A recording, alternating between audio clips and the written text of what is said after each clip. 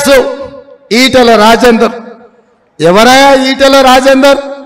2001 నుంచి 2021 వరకు ఈటెల రాజేందర్ కేసీఆర్ వేరే వేరు కాదు, ఒకటే తానుల ముక్కలు. వాళ్ళిద్దరు ఒకటే పల్లెంలో తిన్నారు, ఒకటే మంచంలో వండుకున్నారు. వాళ్లకు పంపకాలలో పంచాయతీ వచ్చింది. నాకెక్కువ నీకెక్కువ అనే పంచాయతీలు పెట్టుకొని వాళ్ళిద్దరు 2 ఏళ్ల కింద విడిపోయారు.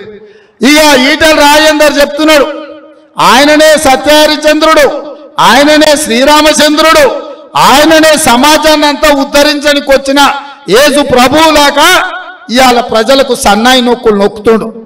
నేను అడుగుతున్న ఈటెల రాజేందర్ను, కాళేశ్వరంలో 1,00,000 కోట్లు ఖర్చు పెట్టి 1,000 కోట్లు దోసుకున్నప్పుడు కేసీఆర్ నువ్వే కదా ఆర్థిక మంత్రివి, నువ్వు గుడ్డిగా సంతకాలు పెట్టి 1,000 కోట్లు కేసీఆర్ దోసుకుంటుంటే ఈ దొంగలకు సద్దులు మోసింది నువ్వు కాదా ఈటెల రాజేందర్ గారు అని నేను అడుగుతున్నా.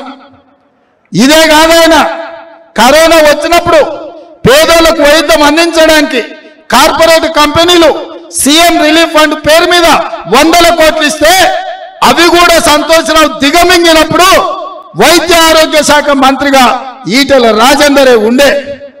బొల్లారం దవాఖానా తెరవమని 100 సార్లు మొత్తుకున్నా రాజేందర్ కుయ్యమనలే.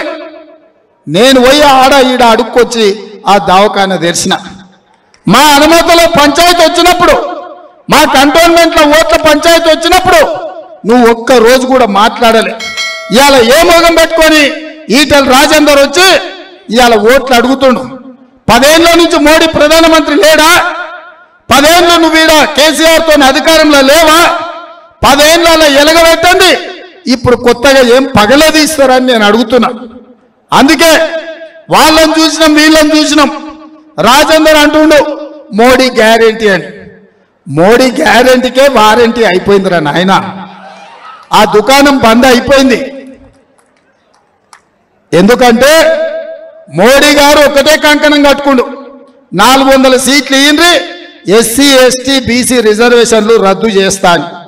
ఆయన ఏదో టెంపరీ. ఇప్పుడు ఆయనకి ఏమైంది, మల్కాగిరిలో ఎట్లన్నా చేసి ఈటెల అన్నట్టు ఓడగొట్టాలంటే ఏం చేయాలి?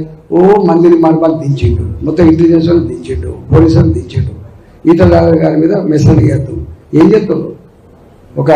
నీకు అంత గొప్పోడి కాదు. ఎలక్షన్లలో గొప్ప వాళ్ళు శక్తిమంతులు ప్రజలు తప్ప ప్రభుత్వం కాదు.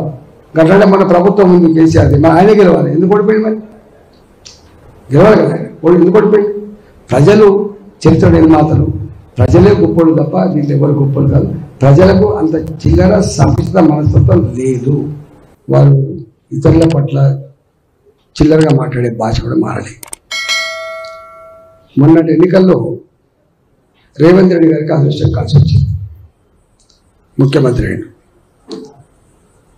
అనేక హామీలు ఇచ్చారు. 6 గ్యారంటీలు, 66 హామీలు వాళ్ళ మేనిఫెస్టోలో, 400 పైచలకు కార్యక్రమం అంటే వాగ్దానాలు. 6 గ్యారంటీలు, 66 హామీలు, 420 రకాల పనులు. ఒక ఆర్టీసీలో ఉచిత ప్రయాణం తప్ప ఇంతవరకు ఏది కూడా అమలు కాలే.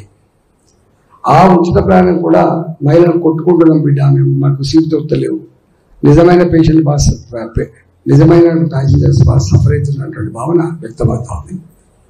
ఇవాళ నేను అడుగుతున్నా ముఖ్యమంత్రి గారిని, నేను ముఖ్యమంత్రి గారు వాళ్ళు అయిన తర్వాత ఈ కాళేశ్వరంలో ఈ అక్రమాలు జరిగిన దాని మీద ఇమీడియట్ నిర్ణయం తీసుకొని చర్యలు ఉంటాయని చెప్పి భావించినాం.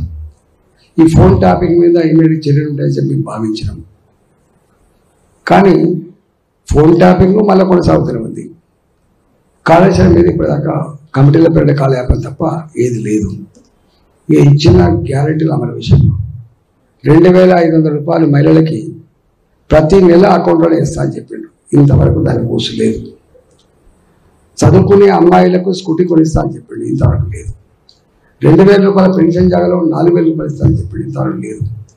హ్యాండిక్యాప్డ్ వాళ్ళకి సకలాంగులకు 4,000 నుంచి 6,000 రూపాయలు ఇస్తా అని చెప్పిండు. ఇంతవరకు లేదు. కళ్యాణ లక్ష్మి 1,00,000 రూపాయలతో పాటుగా తులం బంగారం ఇస్తా అని చెప్పిండు. దాని ఊసు లేదు. 0 కరెంట్ బిల్ అని చెప్పిండు. దాని ఊసు లేదు. ఇవాళ కొత్తగా పెన్షన్ ఇస్తా అని చెప్పిండు. దాని ఊసు లేదు. అంటే వృత్తి 2500 లేదు, పెన్షన్ పెరిగింది లేదు, కొత్త పెన్షన్ లేవు, కొత్త రేషన్ కార్డు లేవు. ఇవాళ రైతాంగానికి నిర్ణయించింది నిన్న ఎన్నికలు ఉన్నాయి కాబట్టి నిన్న 2 ఎకరాలకు 2.5 ఎకరాలకు మాత్రమే 10,000 రూపాయలు చొప్పున, అది కూడా 10,000 రూపాయలు చొప్పున ఎకరానికి సంవత్సరానికి 2 పంటలు.